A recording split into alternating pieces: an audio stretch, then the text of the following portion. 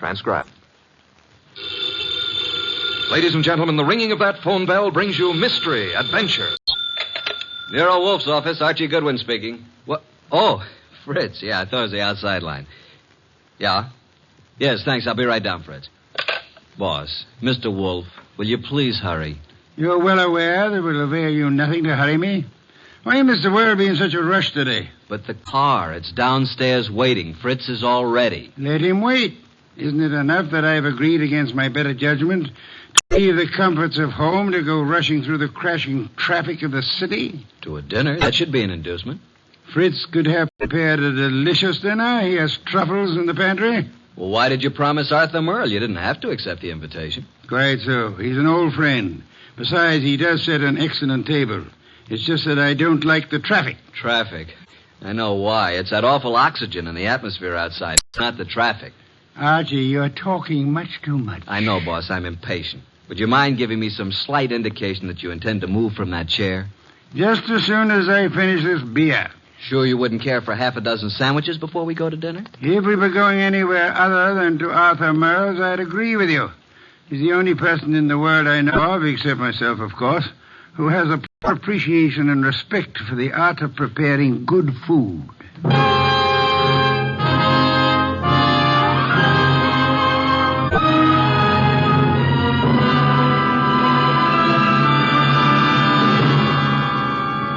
Ladies and gentlemen, it's that renowned genius who is the bulkiest, balkiest, most ponderous, and most brilliant detective in the world. Yes, none other than that airborne mass of unpredictable intellect, Nero Wolfe, created by Rex Stout and brought to you in a new series of adventures over this NBC network in the person of Mr. Sidney Greenstreet.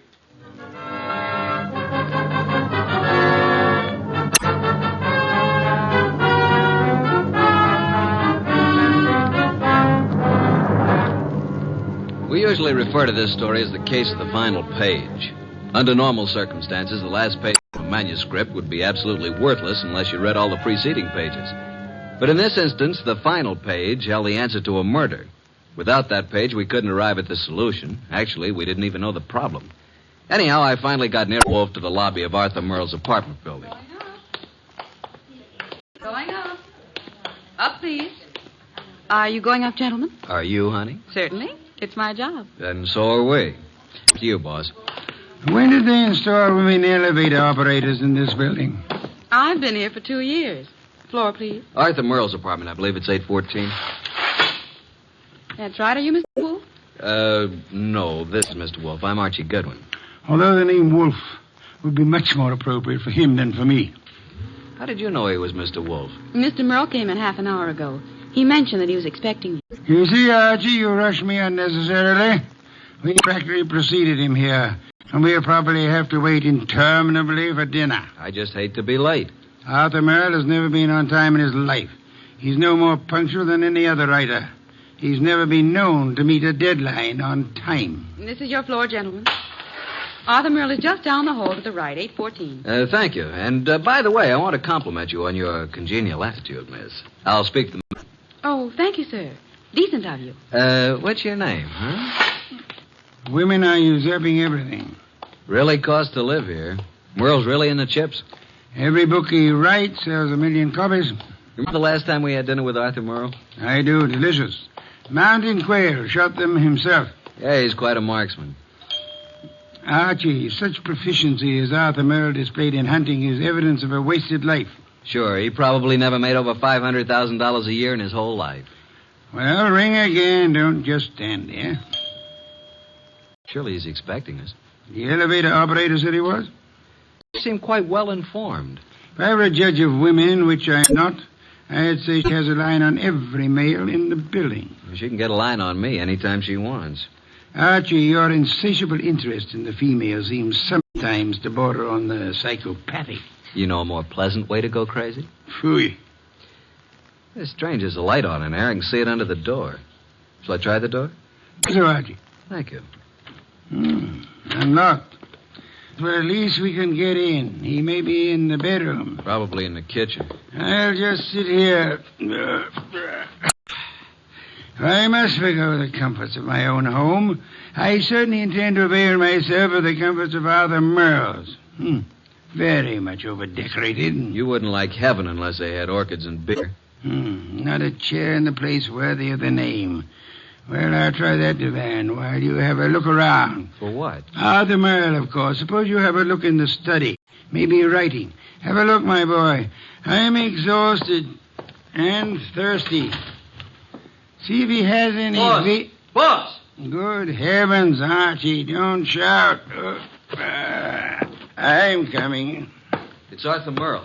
Look, slumped over his desk, a knife in his back. Yeah, he's quite dead.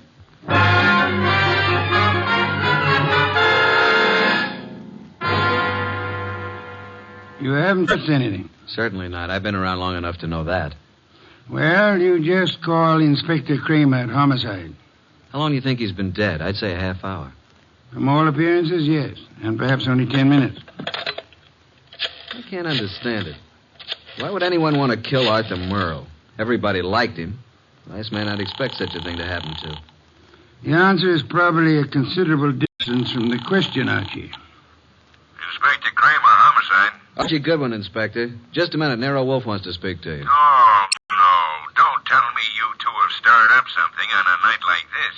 It's 10 below 0. I'm sorry. Here you are, boss. Hello, Inspector. Yes? What is it this time, Wolf? Find a dead body under Grant's tomb? I'm sorry you'll forgive any apparent failure to find humor in your little witticism. But I'm at Arthur Merle's apartment. I suggest you come here at once. Seems that Arthur finally met a deadline.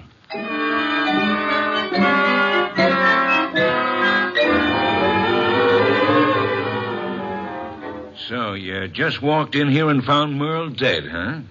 We were invited here for dinner.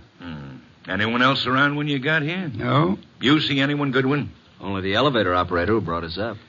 Well, Mr. Wolfe, since you were in on the ground floor, maybe you've got some ideas. Sorry, Inspector. Had I been able to solve the crime so soon, I would have advised you, Inspector. Yeah. Well, it's obviously murder. Obviously. You knew him well? Quite well. Ever know of his being in any trouble? No? Everybody liked him. Arthur Merle, I felt, didn't have an enemy in the world. Is that so? I don't think anybody pulled this as a little friendly gesture. Don't jump to conclusions, Inspector, that this murder was committed necessarily by an enemy of Merle's. Meaning? It could have been an absolute stranger. A woman? Or a burglar, or a madman, or a crank, or... As far as we know, it could have been anybody in the city, Inspector. Arthur's been dead nearly an hour. And an hour ago, I was in my own home, sitting comfortably in my own big easy chair, drinking a delectable glass of beer. Someone at the door, Archie. Yeah, just a minute. I'll answer that. Mr. Merle? No. Well, is Mr. Merle here? Yes, he's here. But he's not seeing anyone. Well, he's expecting me. I'm from the Serve Right Catering Company. We're ready to serve for 4 here tonight. The dinner has been canceled. Oh, but it's been ordered. Breast of guinea hen, cooked in wine and cloves, delicious. It's prepared and waiting. I'm afraid that I must insist on seeing Mr. Merle. Mr. Merle has been murdered. Well, I'm afraid I must... Murdered? Well, oh, my goodness, but... Well, in that case, Yes, good evening. Don't you think you might have taken a bit more time with the fellow, Inspector? Why? You might at least have let him serve the dinner. Guinea hen, wine, and cloves sounded positively delectably... Look, I've had dinner. I'm afraid you're too busy, Inspector. So busy that you've just passed up an extremely interesting bit of information. What are you talking about, Wolf? He said he was to serve dinner for 4. Well? Arthur Merle, Archie, and myself are only 3. Well, who else was supposed to be here? A 4th guest who either hasn't arrived yet or who arrived earlier and left. Oh, I see what you mean, Wolf. Good. In that case, I'll leave you to pursue your deductions from that premise. Archie, will you please stay with the inspector and be of any help that you can? As for myself, I'm going back to my own home, which I should never have left in the first place.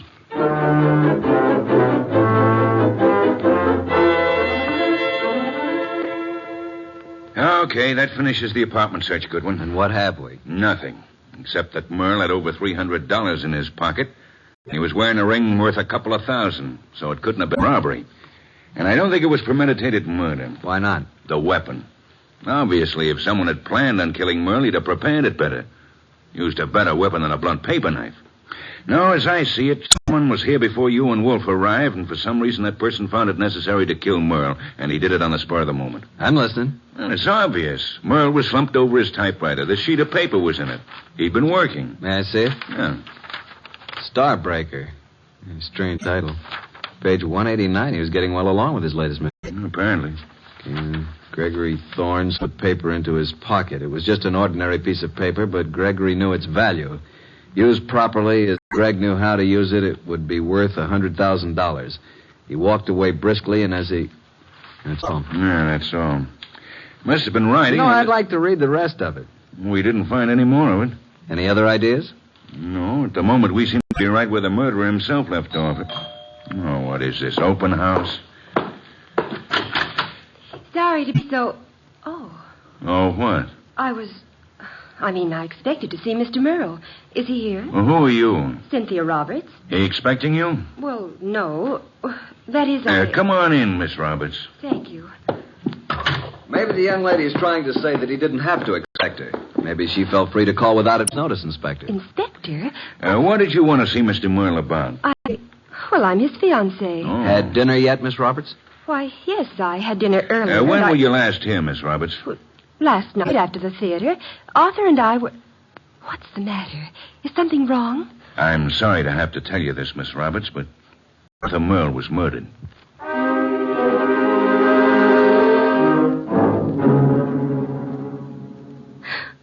And you say you hadn't talked to Mr. Merle all evening. Is that right, Miss Roberts? Yes, that's right. You didn't have a date with him tonight? Oh, no. Then why did you come here? I told you we were engaged. I just came by, that's all. I see. Any more questions, Inspector? None for the present. How about you, Goodwin? Nope. But maybe Wolfe. Let me... Yes, I guess under the circumstances, we can't very well leave him out. Go ahead. Oh, Arthur, I just can't believe it. Why would anyone want to kill him? That, Miss Roberts, is a question we'd all like to know the answer to. Nero Wolfe speaking. Archie, boss, I'm still at Merle's. We haven't found out anything new except that Arthur's fiancée dropped in a few minutes ago. Did she know anything of interest? Don't think so. What does the inspector plan to do about her? Just a minute. He wants to know what you're going to do with her. Well, hold her, of course. He's going to hold her. Let me speak to him. Okay. He wants to talk to you, Inspector. All right. Hello. Inspector, I suggest you let the young lady go. Are you crazy? I haven't got enough suspects in this deal to be letting the hottest one go free. You can't consider her a suspect simply because she knew Arthur. Now, see here. If you go around arresting people at random, you'll suddenly be tipping your hand to the real murderer, admitting that you don't have a real clue to go on. And just what do you suggest? Find a motive, Inspector, find a motive. Then, if you stumble on a suspect, you'll have some basis for making an arrest. At the moment, I suggest that you let the girl go and tell Archie to stop wasting his time down there and come home at once.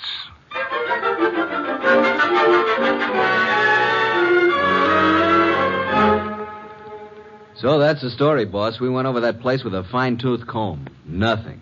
There's not a single suspect. The last person to see Arthur alive was the elevator girl.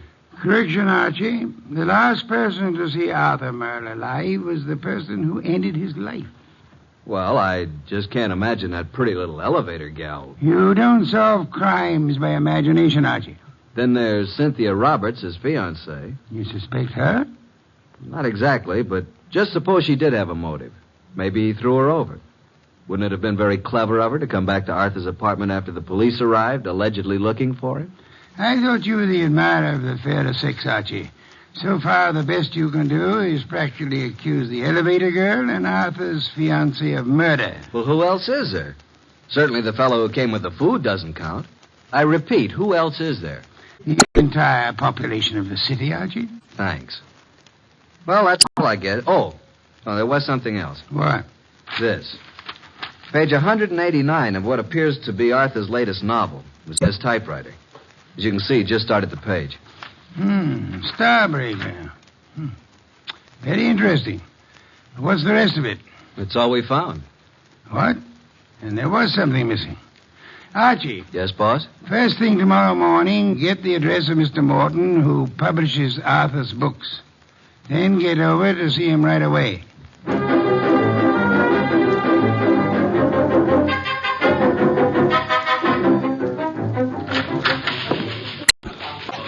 Yes, may I help you? I'd like to see Mr. Morton. Did you have an appointment? Tell him I'm from Homicide. Oh, yes, sir. Yes? Mr. Morton, I know you have someone with you, but there's a gentleman here from the Homicide Bureau. He wants to see you. Tell him I work for Nero Wolfe. My name's Goodwin. His name is Goodwin. Send him in. Yes, thank you. You may go right in, sir. The large door to your right. Thanks. Come in, Mr. Goodwin. Come in. I understand you're from Homicide. Not exactly. I'm Nero Wolfe's assistant. We're working with Inspector Kramer. And what can I do for you? You've heard about Arthur Merle. Yes, I received the word when I came in this morning. It was a great shock. Oh, excuse me, Mr. Goodwin. This gentleman is Henry Childs. How do you do, Mr. Childs? Glad to meet you, Mr. Goodwin. You're with Nero Wolfe? I'm his assistant, Man Friday. Mr. Childs is a publicity agent. He handled all publicity for Arthur Merle. I've not only lost an excellent client, but a very good friend. Do you know Mr. Merle? Yes, I'd met him a number of times from Mr. Wolfe. Yes, indeed. Arthur Merle was a great writer and a fine citizen. He'll be missed by millions. Mr. Goodwin, when was the murder discovered? Last night, shortly before dinner. Well, what did the police, what do you think the motive was? Don't know as yet, Mr. Childs. A little early for that. Well, it's certainly a shame. I wanted to ask you a few questions, Mr. Morton, privately. I hope you don't mind, Mr. Childs. Oh, no, not at all. I was about to leave. I'll run along now, Mr. Morton. See you again soon, Mr. Childs. Good morning, gentlemen. Well, Mr. Goodwin, You did a lot of business with Mr. Merle, Mr. Morton? I published every one of his novels for the past 8 years. And you intended to publish his new one, the one he was working on? Yes, we had a contract. The usual agreement between you. Naturally, although I didn't know the story. I was always sure that if Arthur wrote it, it was...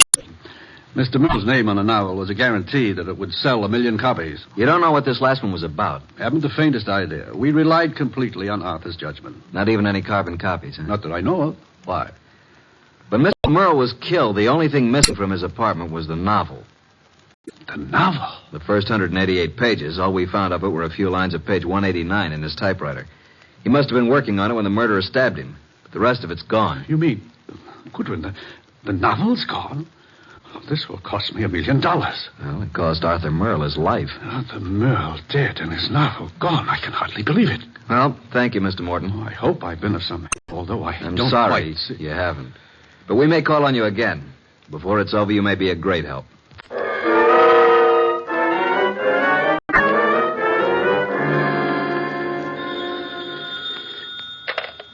Nero Wolfe speaking. Archie, boss. I just finished with Morton. He doesn't know a thing. Merle never discussed his stories with anyone, and as far as Morton knows, he never made carbons. I see. Where do I go from here, boss? See Cynthia Roberts. Oh, then you haven't dismissed the possibility that she may have had something to do with it. Being his fiancée, she probably knows more about Arthur than anyone else. She may know who the fourth guest would have been last night. And she also may know what Merle's novel was about. Right, boss.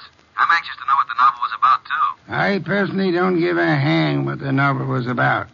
What I want to find is someone who does know the story. Because I have a hunch that whoever knows that is the person who killed Arthur Merle.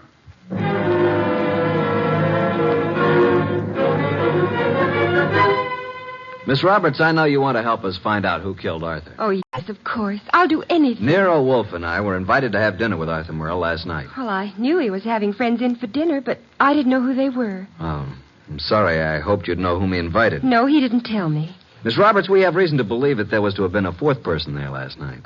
A fourth? The caterer came to deliver dinner for 4.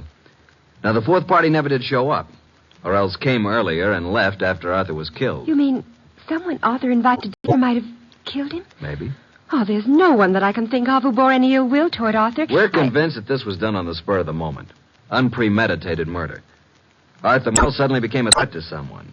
Now we've got to find out what the threat was and who was threatened. We'd hoped you could help. I'm sorry. He ever discuss his new novel with you? Oh, no, he never talked about his stories until he'd finished them. So his latest mystery contains the answer to an even greater mystery. Unless we find the first, they'll both go unanswered.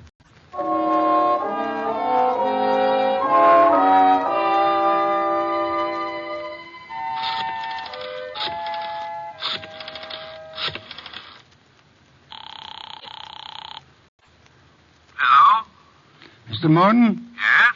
Nero Wolfe speaking. Oh, yes. Your man Goodwin was here to see me. I presume you are interested in seeing Merle's murderer brought to justice? Certainly. Arthur was a close friend of mine. And his death cost you a bestseller, I know. Now, would you be willing to help a bit? Why, yes, if I... I prepared a statement for the papers. I want you to call the literary editors first thing in the morning. Here's what I want you to tell them. You got a pencil and paper? Yes? And take this down.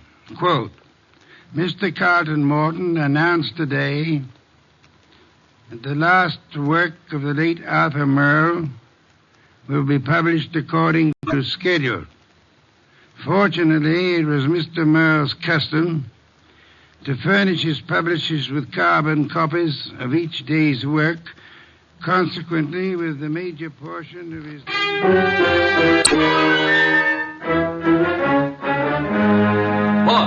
Boss! Good heaven, Archie, please don't be so loud. Look here. In this morning's paper, why, that rat, he lied to me, that... What on earth are you talking about? That publisher, Morton, he said he didn't have copies of Merle's manuscript, that he didn't know what it was about. And listen to this. Mr. Carlton Morton announced today that the last work of the late Arthur Merle will be published according to schedule. Fortunately, it was Mr. Merle's custom to furnish his publisher with carbon copies of each day's work. Consequently, with a major portion of his latest work, Starbreaker, in the hands of his publisher, together with a complete synopsis, including the denouement, it will be possible for a ghostwriter to complete the novel. It will be published posthumously and proceeds with... Boss, did you hear that? I did, and it couldn't have been more to my liking if I'd written it myself. Now, excuse me. I want to make a telephone call. Who? Publisher Morton. Yeah, I'm beginning to see. He lied about the whole thing. I still don't see why he'd kill Merle. Hello, Mr. Morton. This is Nero Wolfe. Yes, perfect. Now I'll call Kramer, and he and Archie will be waiting for you. Remember now, if anything comes of it, you are to say the manuscript is in the safe in your home, and you steer the party here. Say you've recently rented this place. I hope we'll be seeing you. Yes. Goodbye. Oh, and be careful. Remember what happened to Arthur. The manuscript is in my desk in the middle drawer. What the... You mean... Archie, look out of that window. Huh? Yeah? Out there is a city of some 5 million people. In that 5 million, there is one who murdered Arthur Merle. Now, we don't know who it is, so we can't go out and put a finger on him. But, Archie, since we can't go to him, we have only one other choice: make him come to us.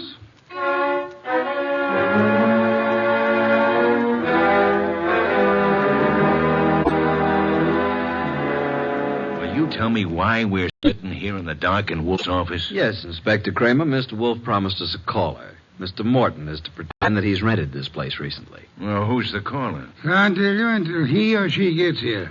You seem certain he'll come. I'm quite certain. I'm just hopeful. You trying to tell me that Morton killed Merle? You're almost as dense as Archie was.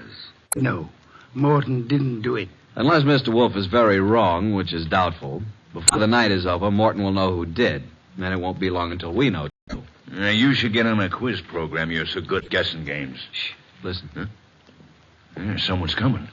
A brilliant deduction, my dear Kramer. I hope there are two of them. Inspector, behind these drapes. Quick! I'll get behind the screen. All right, Mr. Morton. So far, you've been very cooperative. Just keep it up. I have no intention of doing otherwise. Your gun has me completely convinced, Mr. Childs. Get the manuscript. Yes, just a moment. It's in my desk. Wait a minute. I thought you said it was in the safe. A mistake, Mr. Childs. I don't have a safe. Shall I get the manuscript? Yes, but no tricks. You be careful. I'm being exceedingly careful, Mr. Childs.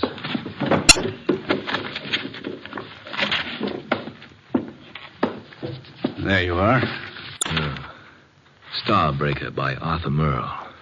Yes, this is it. Thank you, Mr. Morton. Now, I trust that's all you want of me. I'm sorry. I wish that were true. Unfortunately, you see, it's not the actual novel that I want. Oh? The interest in this copy is the same as it was in the original. And that is? That no one should ever learn the content. I take it know what it's about, then. Yes. You see, Mr. Merle made the mistake of telling me when I called a bit early at his apartment for dinner last. I was forced to deprive him of his life once I learned the storyline of this novel. This story must be kept secret. Why? Most of you people in the publishing business know me as a public relations publicity agent for several prominent writers. Yes? Actually, I've been as successful as I might in this business. Because a few years ago, I stumbled onto a very neat and foolproof method of blackmail. Unfortunately, Arthur Merle thought of the same thing and based this story on it. If it got out, I'd be exposed and sent to prison. So you can see why I had to stop it, why I had to kill Arthur, and why... Now I'll have to kill you, too. Oh, Giles, for heaven's sake. The contents of these pages condemn me. You know what's in them. Further, I confess to murder to you. You don't think I could let you live after that, do you? Giles, you're insane. I'm sorry that I must repay you for your trouble in such an ungrateful manner.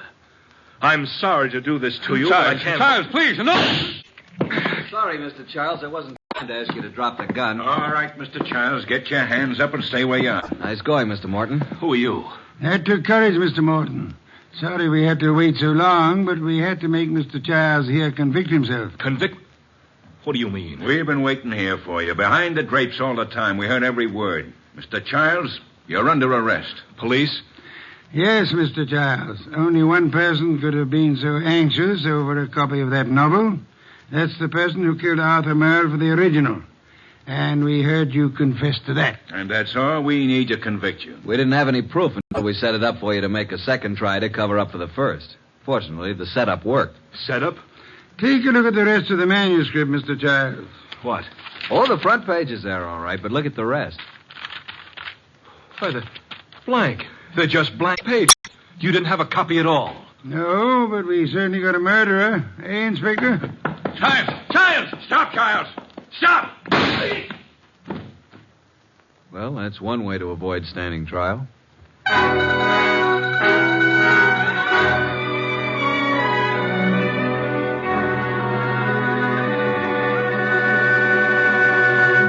Well, Archie, I'm glad you and Kramer got Childs. Some beer, please. That was a clever scheme, boss, making him think there was a copy. Yes. In a way, though, I wish it hadn't been just a scheme. Meaning? I wish there had been a copy of Arthur Merle's novel. Why, you never read detective stories. No, but I've drummed up so much curiosity over this one, I'd like to know exactly what that blackmail gimmick really was. Good night, Archie.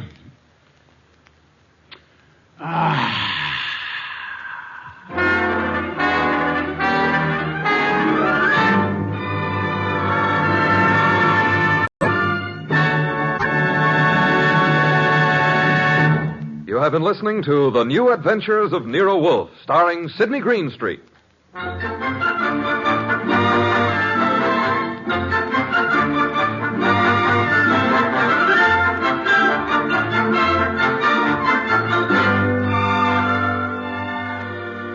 Tonight's transcribed story by Don Arthur was based on the characters created by Rex Stout. This is an Edwin Fadiman production and is directed by J. Donald Wilson. In the cast were Harry Bartell as Archie Goodwin, and Evelyn Eaton, Peter Leeds, Lucille Alex, Marna Keneally, Herb Butterfield, and Bill Johnstone.